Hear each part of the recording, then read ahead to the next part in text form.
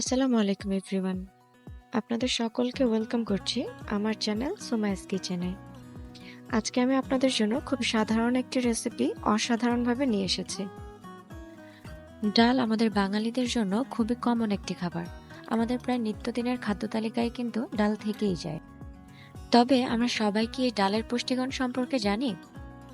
ডালে রয়েছে calorie, protein, ফাইবারের মতো অতি উচ্চ পুষ্টিগুণ সম্পন্ন পুষ্টি উপাদান, যা আমাদের সুস্বাস্থ্যের জন্য খুবই প্রয়োজনীয়। ডালের পুষ্টিগুণ বলে শেষ করা যাবে না, তবে ডাল খুবই সহজলভ্য একটি শস্য, যা আমাদের মতো নিম্ন আয়ের দেশগুলোতে পুষ্টি চাহিদা পূরণে অনেকাংশেই সক্ষম। আর আজকের এই পদ্ধতিতে ডাল রান্না করলে আমি আশা করছি সবাই আপনাদের প্রশংসা করতে বাধ্য হবে। তাহলে চলুন রেসিপিটি শুরু করি। ডাল রান্নার জন্য আমি এখানে মসুরের ডাল নিয়েছি 1 কাপ পরিমাণ এবং মুগ ডাল নিয়েছি মসুর ডালের অর্ধেক পরিমাণ। আমি সবসময় 2 থেকে 3টি ডাল মিক্স করে রান্না করার চেষ্টা করি, কারণ আপনি যত ডাল বেশি অ্যাড করবেন সেখানে কিন্তু পুষ্টিগুণ ততই বেশি হবে।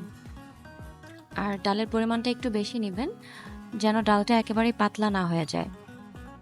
ডালটা আমি খুব ভালো করে ধুয়ে চুলায় বসিয়ে দিয়েছি। এবার আমি এখানে দিয়ে দিচ্ছি 2 চা চামচ পরিমাণ লবণ।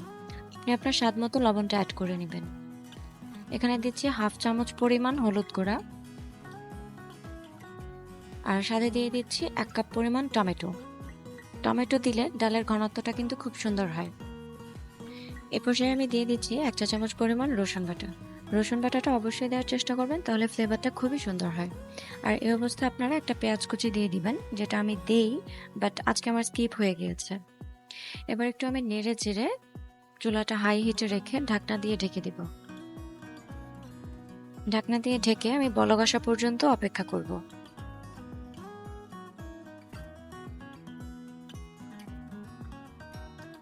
বলক চলে এসেছে। বলক চলে আসার পরে আমি চুলাটা মিডিয়াম আঁচে রাখবো। এবার আবারও ঢাকনা দিয়ে ডালটা পুরোপুরি সেদ্ধ হওয়া পর্যন্ত অপেক্ষা করব। এই অবস্থায় আমি চুলার জাল রেখেছিলাম মিডিয়াম থেকে লোয়ের মাঝামাঝি। ডালটা সেদ্ধ হয়েছে কিনা চেক করে নিব।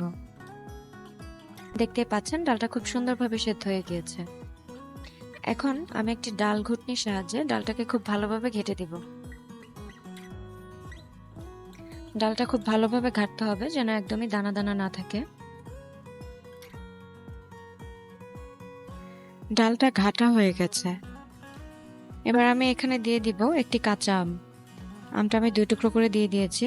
যেহেতু এখন কাঁচা আমের সিজন, তাই আমি আমটা দিয়েছি। যদি আপনি পছন্দ করেন তাহলে দিবেন, নয়তো স্কিপ করতে পারেন। আর এখানে দিয়ে দিয়েছি 3 থেকে 4টা কাঁচামরিচ।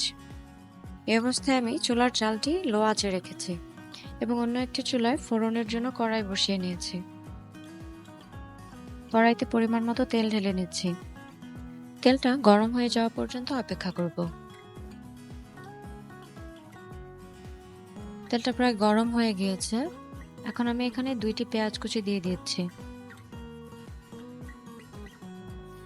পেঁয়াজটাকে নেড়েচেড়ে খুব ভালোভাবে ভেজে নিতে হবে। যতক্ষণ পর্যন্ত ফোড়নের রংটা একেবারে গাঢ় রং না হচ্ছে, ততক্ষণ পর্যন্ত খুব ভালোভাবে নেড়েচেড়ে ভেজে নেব। বারবার নাড়তে থাকতে হবে, যেন পুড়ে না যায় সেদিকে খেয়াল রাখতে হবে। আমার ফোড়নটা প্রায় হয়ে গেছে। এখন আমি ফোড়নটা ডালে দিয়ে দিচ্ছি। ফোড়নটা ডালে দেওয়ার পরে কিন্তু খুব স্ট্রং একটা ফ্লেভার চলে আসে।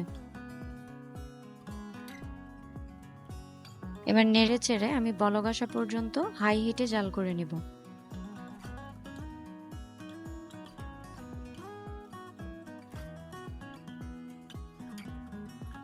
এই অবস্থায় চুলার জাল অবশ্যই হাই হিটে রাখবেন। প্রায় বলক চলে এসেছে, আর এই অবস্থায় আমটাও খুব সুন্দরভাবে সেদ্ধ হয়ে যাবে।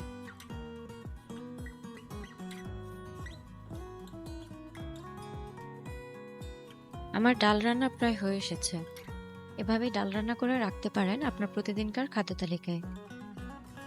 এভাবে ডাল রান্না করলে সবাই তো খেতে পছন্দ করবেই, একই সাথে খাবারটি খুব স্বাস্থ্যকর। আশা করছি আজকের রেসিপিটি আপনাদের ভালো লেগেছে। ভিডিওটি ভালো লাগলে লাইক, কমেন্ট এবং সাবস্ক্রাইব করে পাশে থাকার অনুরোধ জানাচ্ছি। আল্লাহ হাফেজ।